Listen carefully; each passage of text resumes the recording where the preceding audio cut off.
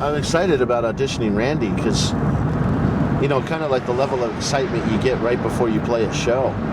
That's how I feel today, even though it's just going to be a practice in the studio, you know. Because I think this guy's going to be good. He's old. He's fucking crazy. Like, machine gun carrying crazy. But everything's kind of like, you have to have the right tempo going to where I can just like, will you stop? I'm in. Instantly. It's all, everybody does the same shit every night. You know, get real drunk on stage where you fuck it all up for me until I get irritated. You know, the last guys I quit basically because he cut me off my drum solo 15 times in a row, dude. I mean, I do that fast shit because it's taking me forever to learn it, dude. I mean, I spent 5 hard-ass months on that shit, dude. So I treasure my drum kits. And they're all really high-dollar motherfuckers. Like, my kick drum is $1,537 to go out and replace it today. I don't want to buy a new one. I ain't very good looking. My drums sure as fuck are. This guy's a good fucking drummer, and I think compared to our previous drummer, it's going to be like, he's just going to roll over that guy like a bulldozer. It's going to be the equivalent of, you know, putting John Bonham and I don't know, some guy who sucks in the same room, you know? Well, the first time I ever went to jail in Kentucky was, start this motherfucker over. The first time I ever went to jail was in Kentucky. I went for grand theft, and I had no reason to steal a car, yet I was accused of stealing a car this particular afternoon. We'll bring it to the garage. If you would be so kind. You probably say, well, if you're not guilty, why would you run? Because, dude, that prison sucked a dick, homeboy. And I didn't like being in it, and I was there. And I wasn't going back for nobody's goddamn reason. It's a rape trailer. Decided I'd just break out of jail. And I was taking a shower one day and looked above the shower at the Boyle County Jail. This jail was about a year old. And I saw this little vent.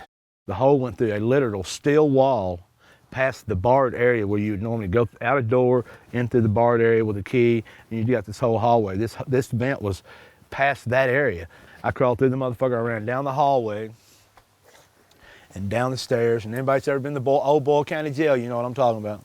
I ran down the hallway, around the corner, and you could hear the deputy talking to the trustees, and the door was propped open with a wedge of wood.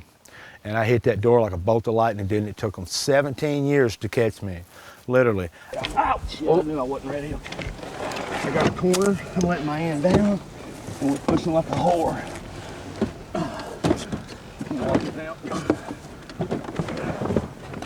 Son of a fucking bitch! All right. This is my Dyna lowrider. Got to really be careful going over speed bumps. Motherfucker will gut you. Your asshole feels different when you're done, I tell you that right now. Okay, man. We'll get that serious.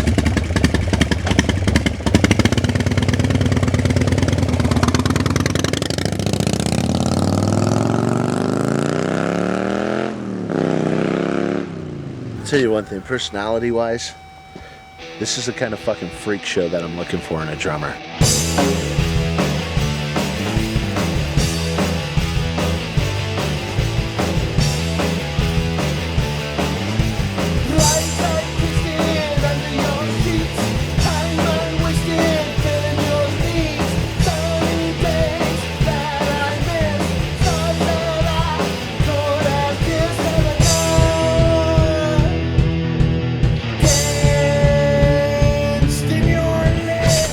Start this motherfucker over.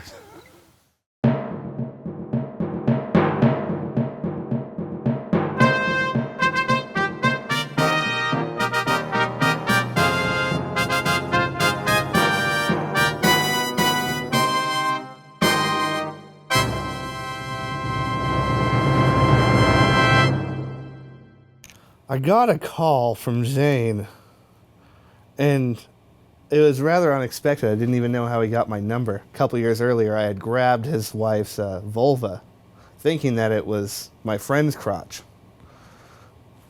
Turns out a couple years later I find out it wasn't, and he's rather upset with me for it. And he asked me to fill in while his current bass player was AWOL.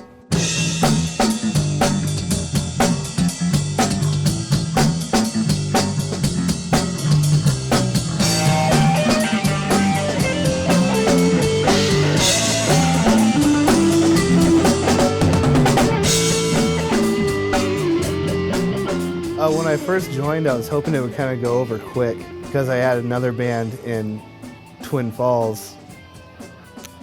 When Luke came back, I was pretty happy because that meant that I could have more time to, not have to commute back and forth from where I was living at in Buell to Boise for shows, practice, and whatnot. And I can kind of get my shit back together, and I can start playing with my other band. I was really excited for Luke to see the change that we've made, because we definitely were not the same band that Luke left. We'd grown, we'd matured a lot, drastically. We weren't the same band. So we went to Twin Falls with Luke to open for Dustin's band, The Associates. And I know for Clay and I, we were really happy that Luke was back. I saw them play, and it was so incredibly lackluster, and I heard Luke trying to mimic a couple of my songs, and I heard a lot of spite. Because there's a couple songs that we played starkly differently, Pocket being one of them. And he just starts playing this shit all over the place, and it just sounds really sloppy, and he's shaking his head, and he's trying to play the line that I was playing.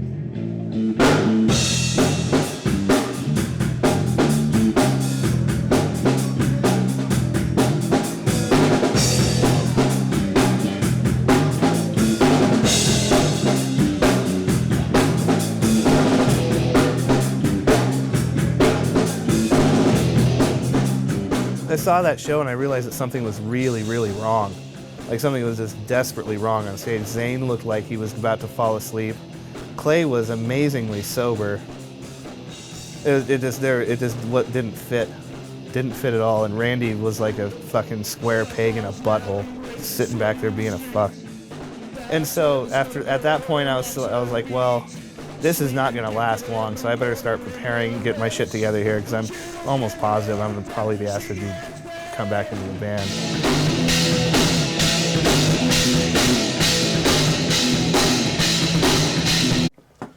I am not going to listen to a bunch of crybaby band bullshit. End it, get it over with, get the next fucker in here. You're a drumline guy, right? If old boy ain't cutting his job, what's going to happen? Just say it. Just say the fucking words. Or they get cut. They get cut. Done. Holla. Go cry at your fucking house. Get the fuck off the field. This party's over, dude. That motherfucker ain't a part of this band. He's gone. Justin will be here, and I'll be a happy motherfucker. We started to have a conversation about the showmanship. And we just, I think, Luke and Clay and myself were saying, okay, well, obviously we need more practice than just the one or two we've had before we did this show. Randy felt that the issue was Luke. I felt that Luke kind of got unfairly almost bullied out of the band. I almost sympathize with why he left. I mean, here you have Randy, this guy who is so afraid of change, and then there's this big switch going on with a completely different style of bass player. I smoked many boxes of crack. Sugar smacks, I'm sorry.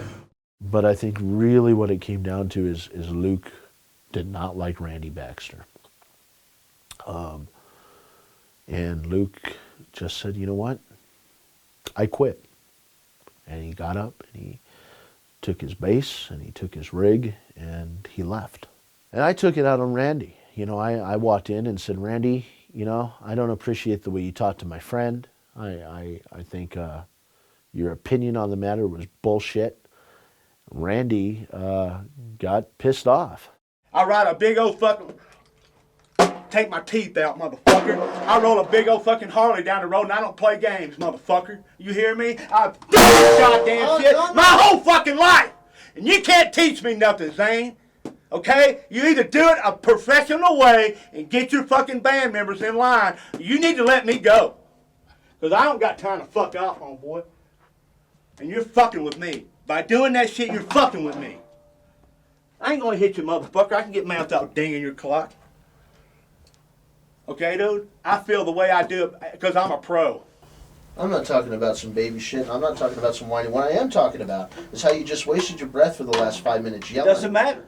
Because Nobody gets it unless I lose it. And you're still yelling. Because the thing is, Randy, is I do get it. But you're too busy yelling at me to notice that I get it. I get it. Then But I there is- also get the fact that that man is my friend. So what? He's your friend. He'll still be your friend. I know he's he'll mad still be at my me. friend. He's Fine. mad at me. I get that. Well, then let him be mad at me. I can kick his ass as quick as I can kick anybody else's, Holmes. You know, it ain't about that. It's about I said what I had to say, and I mean every fucking word of it. He does not fit in here. Dustin fits this organization. Dustin actually completes this goddamn act. Now, that's as clear-cut dry as you can get, dude. God, I don't like you. You know, I don't like you. And one of my best friends just quit my band.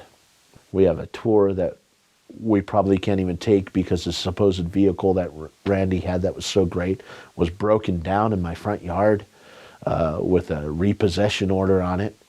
And I just felt really alone and pissed off.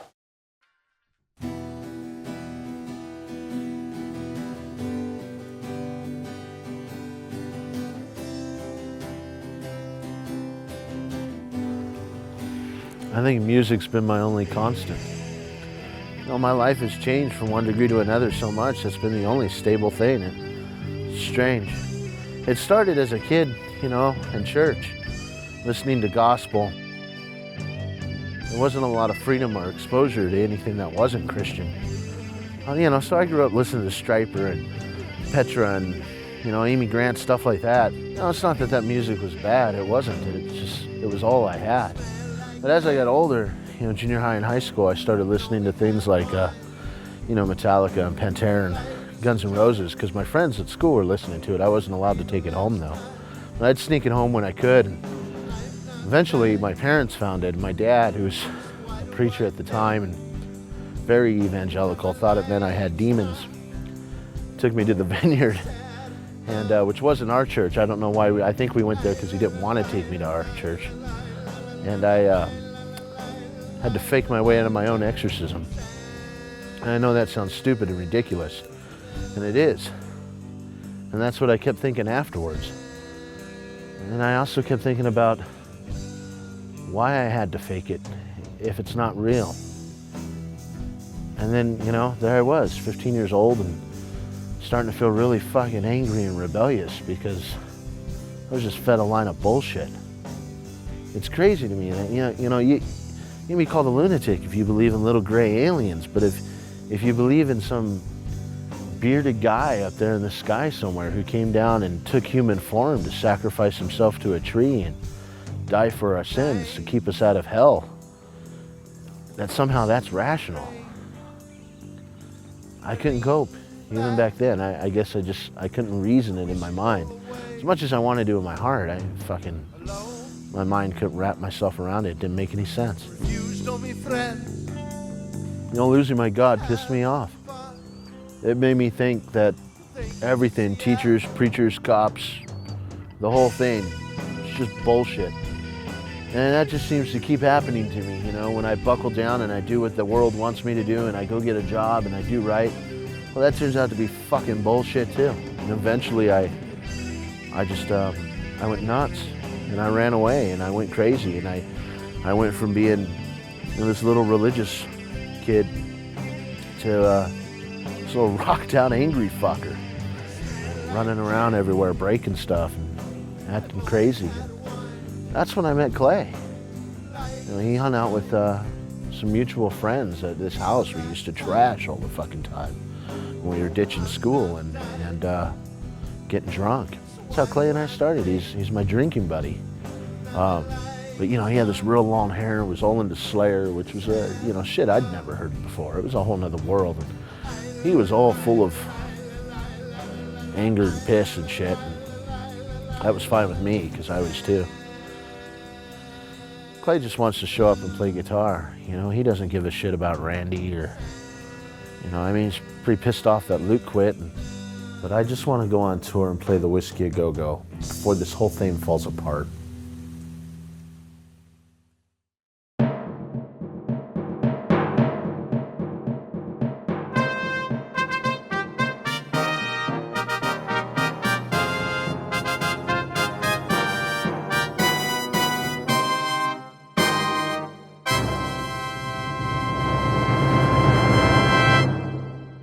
Okay, so on my birthday, it was actually right after I joined back up with Dying Famous. On my fucking birthday, I have to go back to Twin Falls, a town that I hate going to. I have to play a show there with Randy. I get a phone call while I'm at Radio Shack from Zane going, dude, Randy just quit the band. He has tried to pull a gun out on me. He's going to try and kill Clay. Fuck this guy. And apparently what happened was, while I was gone, Randy was checking his kick drum. This fucking, no, Clay, hit it again. Yeah, Clay, just keep hitting it. I know how to use this. I know how to use this PA. I know how to use this board. I know this board better than anybody else. All right, baby. Tell him to go ahead and hit that kick drum. Hit that kick drum. And he's adjusting his fucking glasses. Yeah, Clay, just keep hitting it. I know how to use this. I know how to use this PA. I know how to use this board. I know this board better than anybody else. Just being a retard. And apparently somehow that sparked into an argument. And Randy flipped out. I'm going to go down and I'm going to get my gun and I'm going to shoot you, Clay. Zane steps up and then, you know, I'm going to shoot you too, Zane. And then he goes to his car and his car door's locked. His wife's like, no, don't get in the car, Randy. He's like, shut up, bitch, I'll shoot you too. That was my birthday. Done! Hollow! Go cry in your fucking house, get the fuck off the field. I met Dying Famous through a mutual friend. They were having problems with their previous drummer and started playing with him.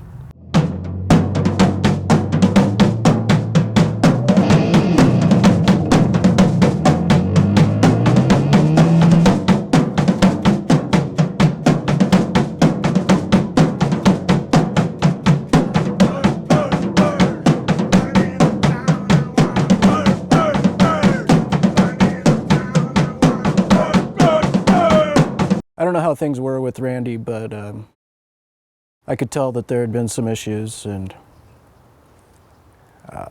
you guys definitely weren't used to a sane drummer.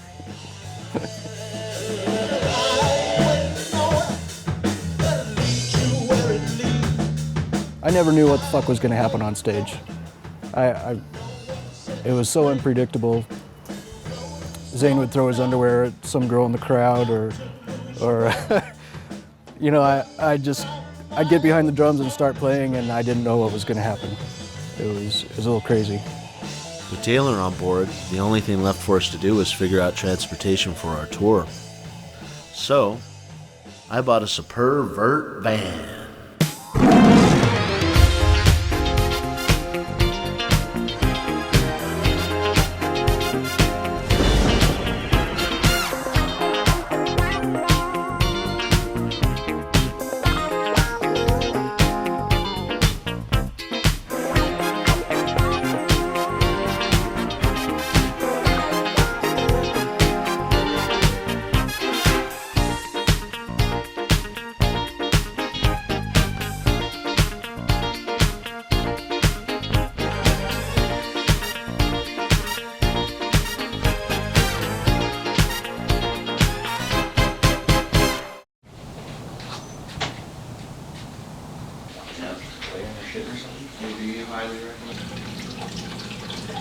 When's the last time you woke up this early?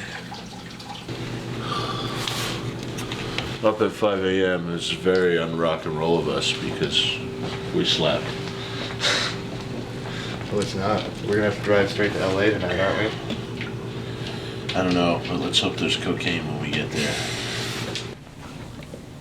Yes. All right, I guess we better do this before Taylor flips out, huh? I know, Mr. Organized. Before he Baxters on us. I'm gonna miss you, Max.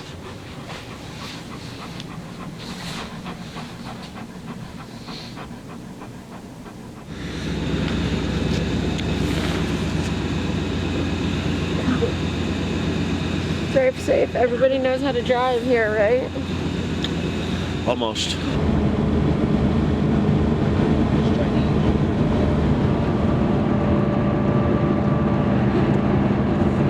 Nobody make this uncomfortable.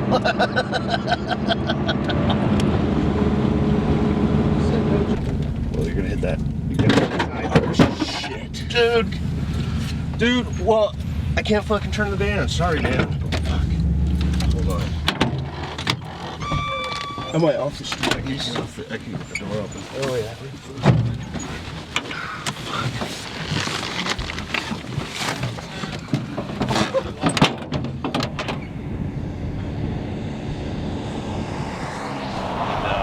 Somewhere in the middle of buttfuck nowhere, Nevada, 40 miles from Ely, 20 miles from that shithole gas station, and the belt snapped. Obviously, we got to find a belt. We're only going to get that in Ely, so unless somebody in Ely can deliver it to us, some of us are going to have to try to hitchhike to Ely and back. While we were waiting, we drank a couple of bottles of wine, freaked out, and then I found a pair of cowboy boots.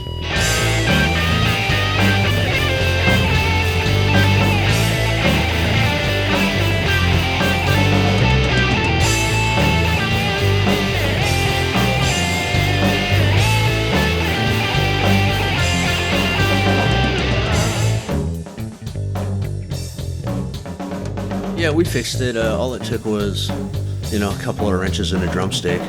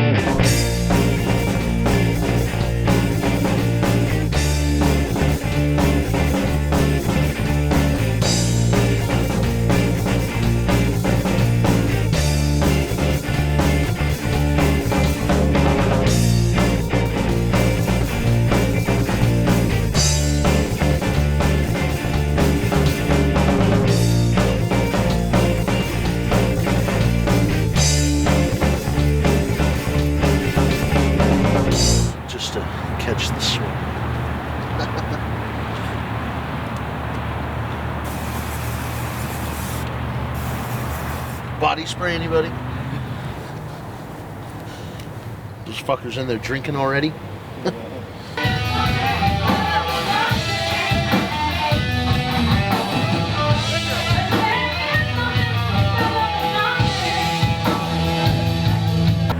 Right, well.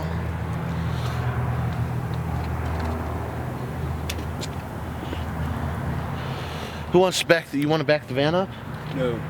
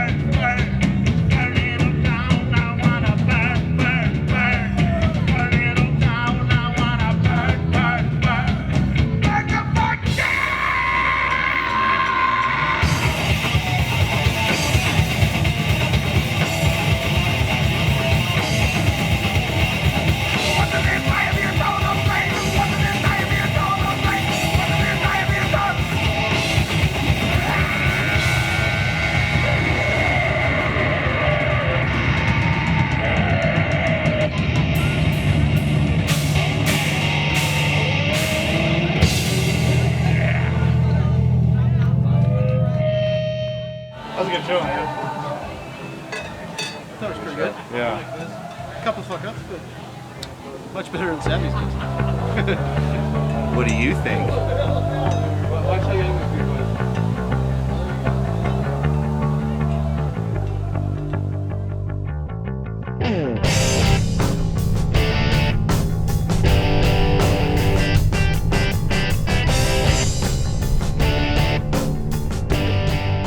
In the short time that Dying Famous has been together, we've managed to collect a really nice little loyal following in Boise. And these guys have shown up for every single show and just been really supportive, you know. And we were surprised as all hell to find out that some of them were going to follow us all the way down to Southern California to see us play the Whisky a Go-Go. Dying Famous, dude. Come on now. Man Ventures. Many man ventures. I know the old bassist, Luke Weiser. Get friends with the rest of the guys. You need a loyal fan. That's right. They're all the drunk drummers. And it's things like that that make me think that we really can do this because they like this music. You know, I mean, hopefully they like us, but I know I'm an asshole and we're all assholes, so they definitely like the music.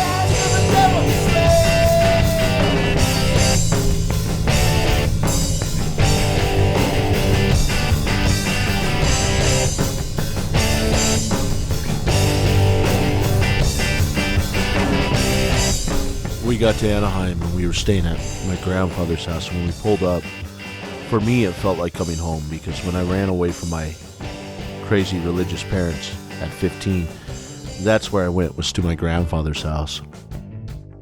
He actually, left home and came over here, and so I protected him for a while, doing my best to give him a better situation, get him set up in school again. Moved in at 15 and a half. I was here 2 weeks and came home and saw Ron Jeremy filming porn in the living room. The weird part is that I went from a strict fundamentalist Christian home overnight to my grandfather's house, who had, his house at that time was the largest swinger club in Southern California. He is the creator behind all creation. He placed the blazing sun in the sky. He is the almighty and all-knowing. We need a spiritual breakthrough. Well, let's face it. Human sexuality is a subject which only today people are really coming to grips with. Yet it is part and parcel of what we are as an individual. Our sexuality even determines how we dress, how we comb our hair, all of that, and certainly how we interact with our fellow humans, particularly the opposite sex. Certainly what generally people think of it, the media says of it is, they talk about orgies and things like that. Nonsense. It is very much alive today. I don't know that living here or my lifestyle has had a great effect upon him or has not. Certainly, I'm an individual. I live my life according to my wishes, and not paying a heck of a lot of attention to what other people think of it. For example, running the swing club. A lot of people say, well, that's terrible. Fine, think what you want. But I want to do what I want to do. Now, has that affected Zane? I think so.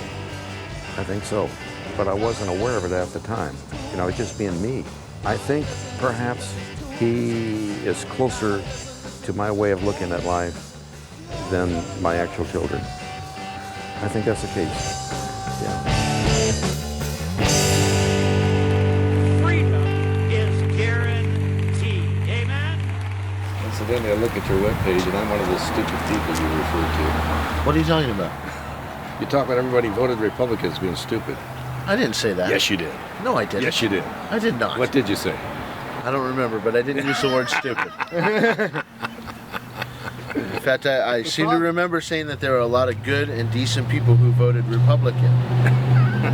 And that we always vote between the lesser of two evils, and in my opinion, we voted for the greater. Uh-huh. The problem is, in other words, extreme ignorance. You want to come here to eat? It's a good Chinese buffet.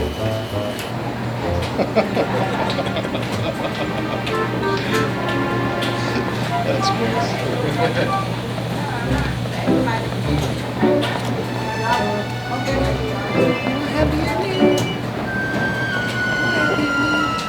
It's just weird that I grew up here.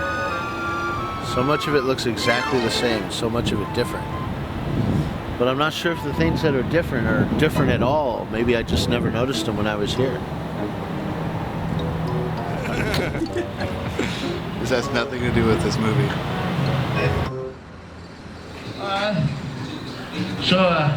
There used to be this guy here who lived in Fullerton named Tom. And I wrote this song about him. And the song he dies, he didn't really die in real life.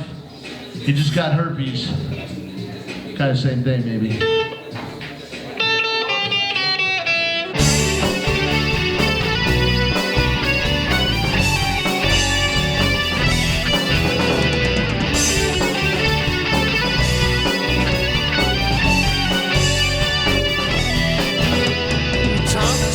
supper well and everybody in it, well, you know.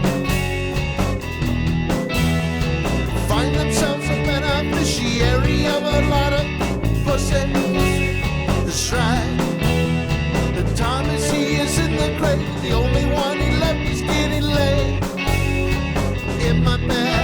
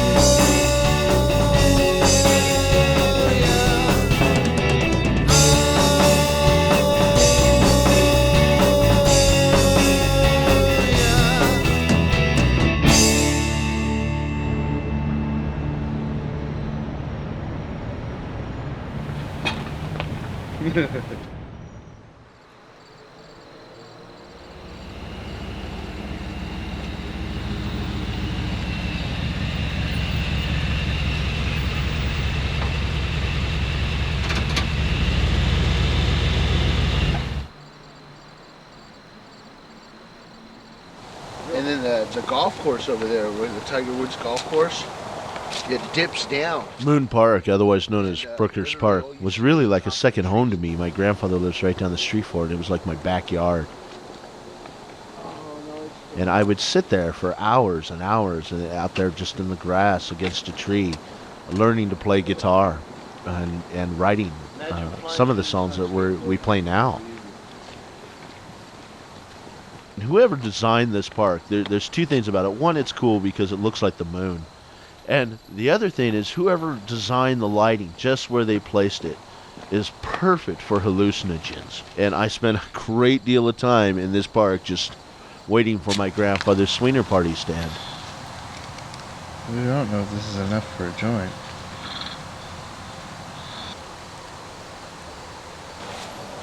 Do it. Maybe. Look at how bitchin' the lighting, dude. All these big leaves would turn into like these little dinosaur things. It's a weird thing about acid. I never hallucinated that. I would just hallucinate like that line would be over there for a little bit. Oh, see? That's it. I always got great hallucinations, and the thing about acid... I would think I'd see like somebody running across the street, but I see that when I'm sober. Right. Is when you have a hallucination in a certain place like this, you'll always have that same hallucination in that same spot. It's weird. It just keeps coming back. Oh, yeah! Want a boost? Now, I just can't. Here. It's strange to have things come full circle, and as much as I feel like walking into my grandfather's house, even though it's changed so much from the time I was there, even though that feels like coming home, walking into Moon Park also feels like coming home.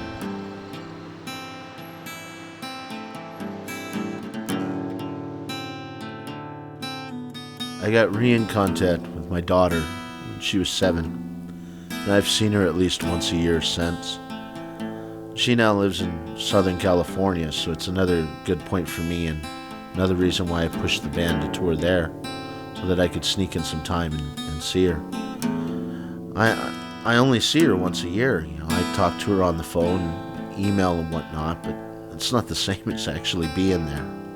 She doesn't really know who I am. I don't really know who she is. And that's not cool. I was in her life till she was a year old, and then her family moved. I didn't know where until she was 4.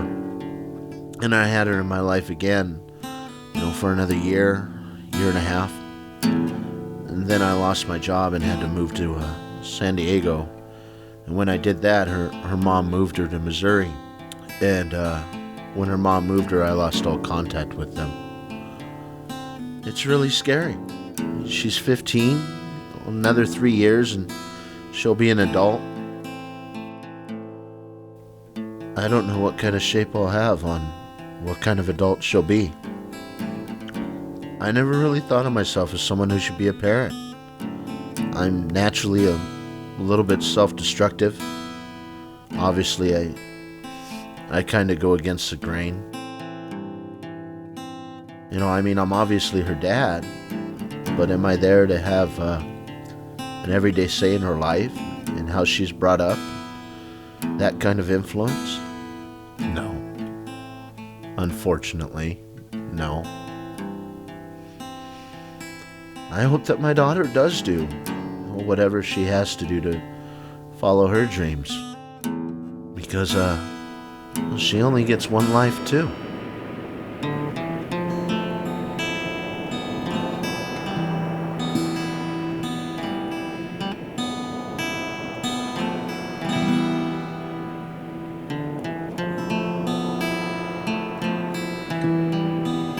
I really miss the ocean. Whether I'm boogie boarding, trying to surf, just swimming out there, or even just, chilling in the tide pools. I don't know if I can explain what the ocean does for me inside. It's serene, it's calm, I can never focus. But the beach, the waves,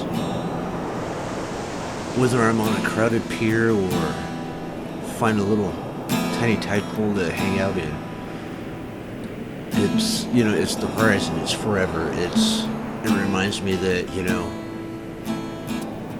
no matter what I think's going on, no matter what I think is a big deal, somewhere over there, shit's pretty fucked up. And I don't have it bad. Actually, I have it pretty damn good. And that's what it does for me. There's a much bigger world out there. If I try, I can make a difference. The smallest ripple out in the ocean becomes a big old wave once it hits other people. I think that's the biggest reminder, is that there's no end to any possibility.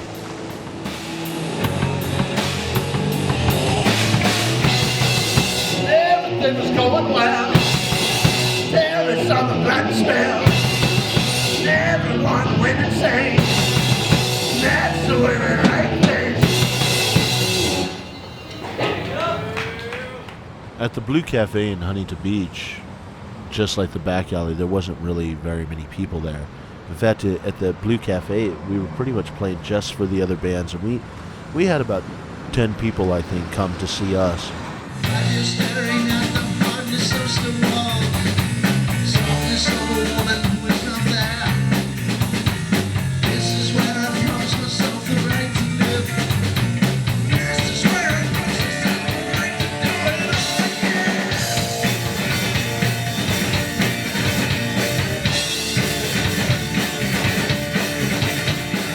Sometimes these shows happen, and I think for us to have it happen on the tour, we didn't get caught up in what we did wrong or what we didn't do wrong and why the place wasn't full. I don't really mind. We're still playing. We're still doing it. Of course you want to play in front of the bigger crowds. And sometimes the shows with very little people are harder to do because they're a lot more intimate, and you're striving a lot harder to capture their attention and what they're doing. But at the same time, I think that those are good, especially after you play a show where there's like a lot of people, and just to bring us back down to earth.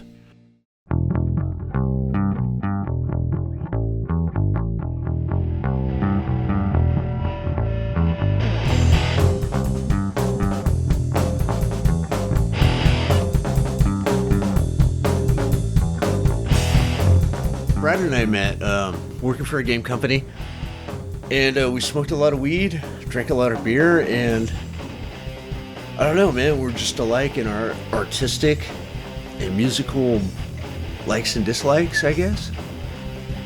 You know, we mesh well. I would describe it as like musicians or other artists that are able to fuse well together. We were a couple of guys that were able to drink coffee, like large amounts of caffeine and coffee and weed.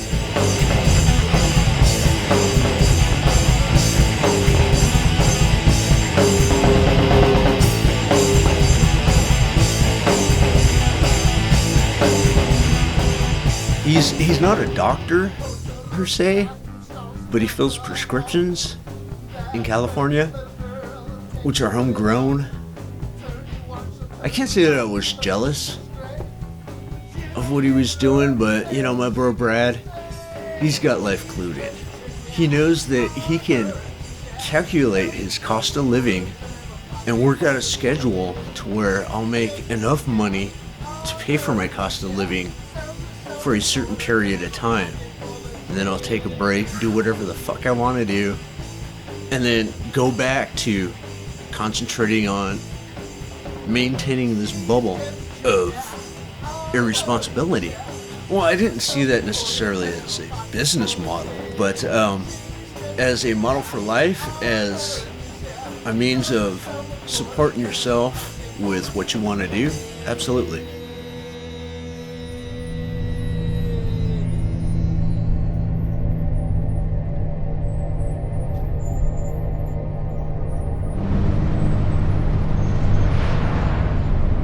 Cool, like 40, 50 people here, so it's cool. The other band, Degradation, is a local band too, and I'm sure they'll pull some friends for this thing too. And then the first band. Fuck, dude, how do you describe Efren but like a fat clay that's not even a different kind of Asian, dude? He's just a Mexican. I met Efren hanging out at the liquor store. You know, Efren, Zane, and I, we grew up and we were all like brothers. I mean, it was the first real band that any of us was in Zane's grandpa's living room. Through the years, Efren and I have been in a few bands together, the last one of which was Gramilla. Do you guys want more? Do you guys want more? It's got schizophrenia!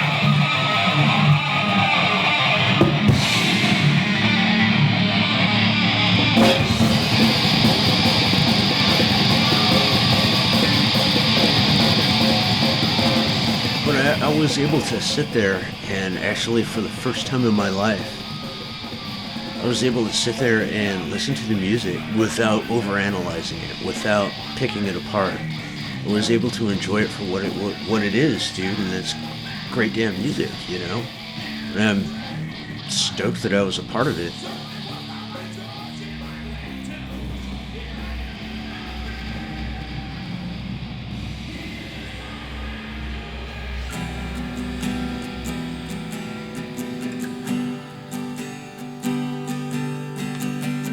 It's kind of refreshing to sometimes have a guy that's impulsive, reactive, vocal. But I spend a lot of my time being impulsive, reactive, and vocal. I have a hard time grasping the long term. You know, it's hard for me to see outside the bubble of my own life. Yet at the same time, I mean, it's a good thing because it protects me from anybody penetrating this little bubble of my own life. What is it to be an alcoholic? Well, alcohol, liver problems, seizures when you quit drinking. That shit fucks you up.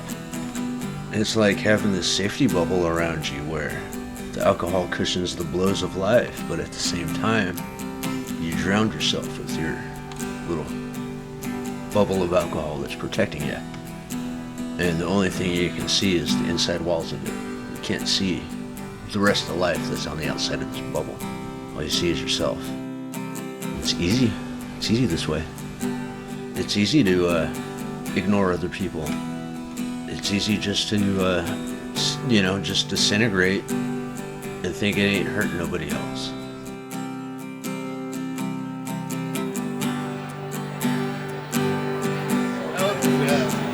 shirt tucked in? No. I'm not going to tuck it in. Really? You should. No, dude. Dude, it looks better tucked in, doesn't it? Well, if you knew how to tuck in a shirt. No. I don't think it does. Dude, it does. You don't look like you're wearing a movement.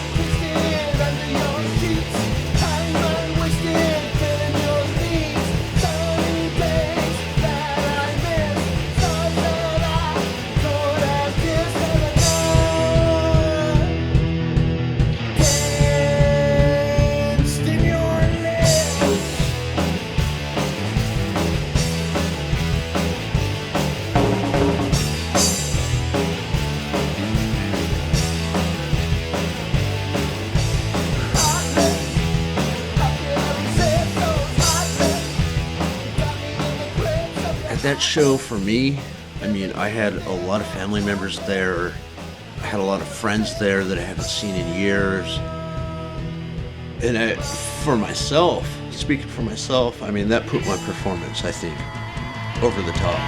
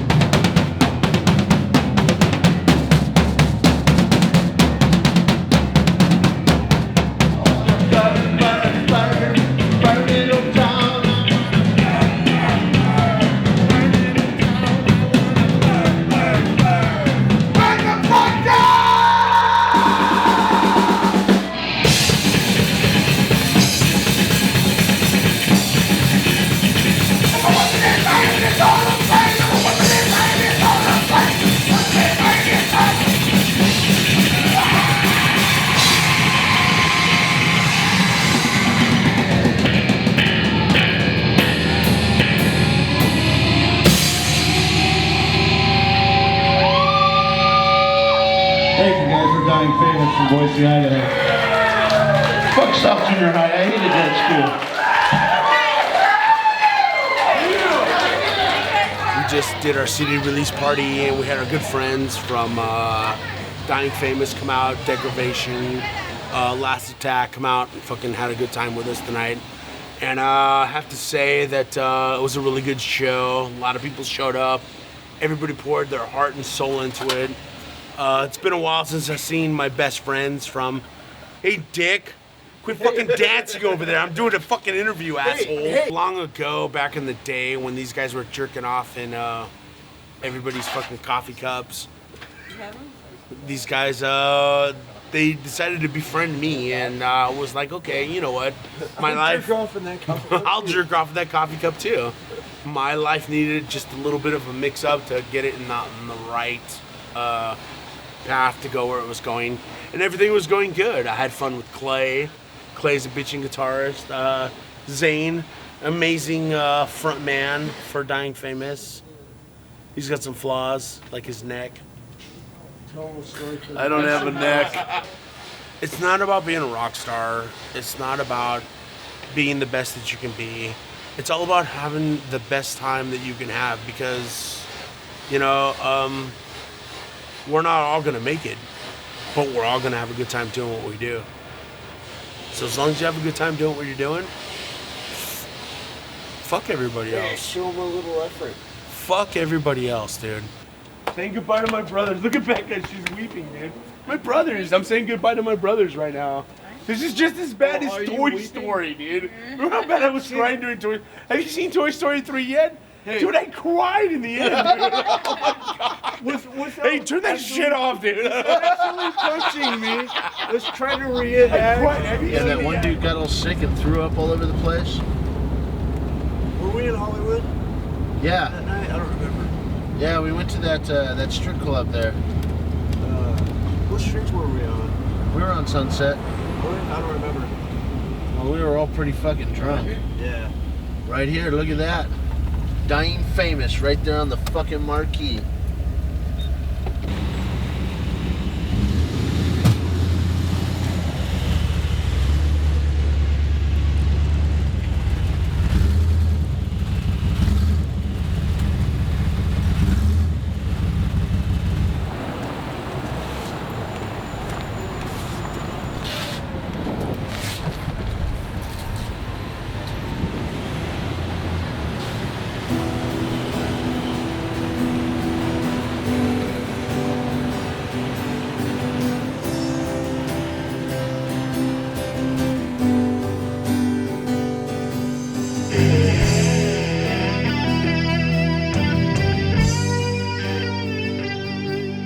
What about those people who think that I'm wasting my time and I realistically don't have a shot of making music or making a living, that maybe I'm too old or too out of shape, you know, it's unrealistic?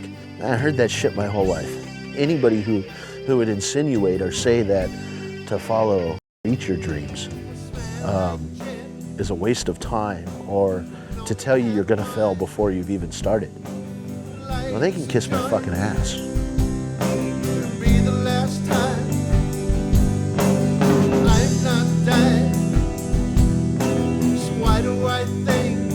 There's always that feeling, that thought, you know, of shit, you know, what if? I've put myself in a situation, I've put myself into a room full of people who live the what if life. But what if it does work? What if it does happen? You know, and that's what you gotta do, is you gotta keep your what ifs on the positive side. And well, what if somebody buys a CD, really likes it, and knows somebody? You can't think of, well, what if it doesn't work? What if I can't find a job? What if bads? You gotta keep thinking of what if goods. There's somebody out there who's like wanting to do something, you know, and it's their dream to do it, and everybody around them is telling them that it's unpractical or they can't do it. I say you need to man up and tell those people to go to hell. Whether you're 20 or you're 40 or you're 30 or whatever, because you only get one chance. And the thing is someday you're gonna be an old man or an old woman, and you're gonna be laying on a bed waiting to die, and you're gonna be reminiscing about your life. And are you gonna be reminiscing and going, you know, it was hard, but I at least tried that? You know, or are you gonna be going, fuck, I never spent it doing what I really wanted to do? I don't wanna die that way.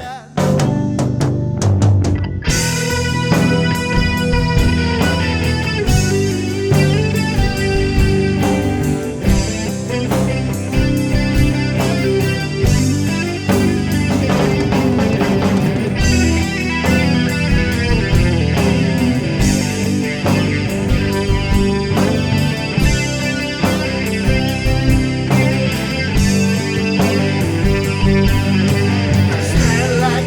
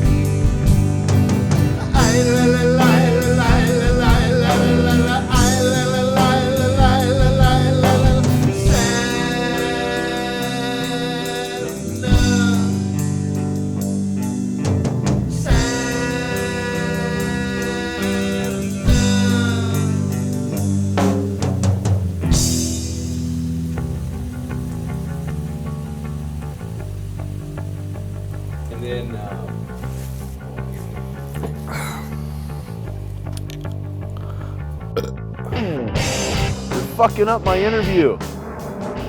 Goddamn airports, fucking planes. God, I hate flying.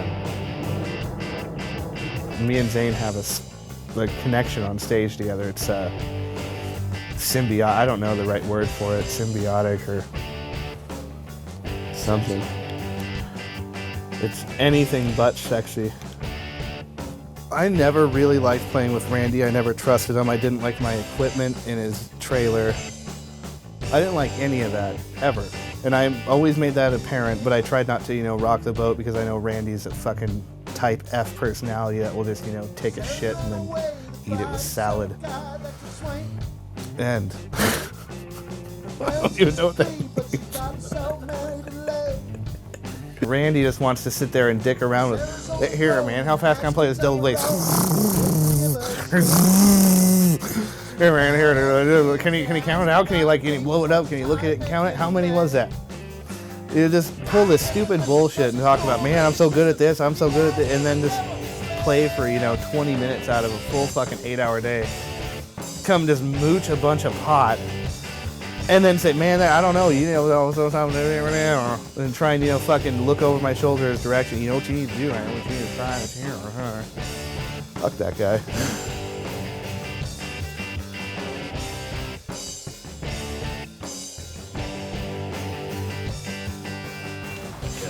Okay, go.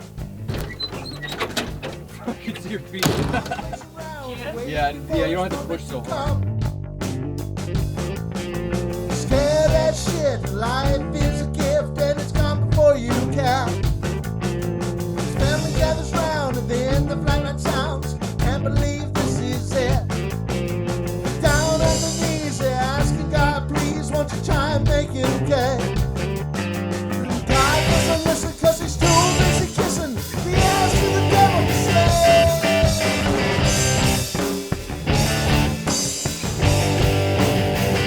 He is the creator behind all creation. He placed the blazing sun in the sky. He is the almighty and all-knowing. We need a spiritual breakthrough. Pray